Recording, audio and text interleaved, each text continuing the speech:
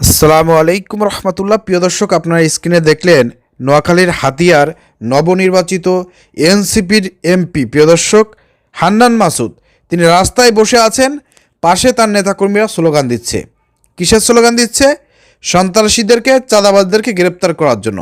প্রিয় দর্শক, একজন এমপি হয়ে বিএমপি নামক সরকারের এই সময়ে যদি একজন এমপি সন্ত্রাসীদের হাতে, চাঁদাবাজদের হাতে আপনার মার খায়, আর তাকে যদি রাস্তায় বসে আন্দোলন করতে হয় সেসব চাঁদাবাজ সন্ত্রাসীদেরকে গ্রেপ্তার করার জন্য, এটা আসলে বাংলাদেশের বর্তমান সরকারের জন্য লজ্জাজনক।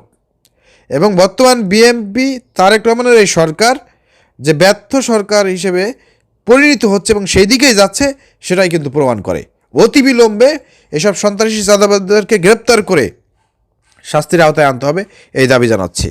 প্রিয় দর্শক, তো বুঝতে পারতেছেন দেশের কি অবস্থা, হাল হাকিকাত। হয়তো ঈদের এই সময়টা বলে সবাই নীরব আছে, ঈদ পার হয়ে গেলে পরে কিন্তু এই যারা নব্য ফাঁসিবাদ হওয়ার চিন্তা ভাবনা করতেছে তাদের বিরুদ্ধে কিন্তু আন্দোলন গড়ে উঠবে।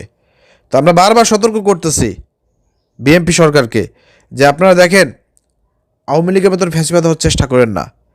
সব কিছু আপনাদের হাতে আছে, সব কিছু আপনারা ইচ্ছা করলে কন্ট্রোল করতে পারেন, কিন্তু আপনারা বুঝে শুনে সেই হাসিনার পথে হাঁটতেছেন।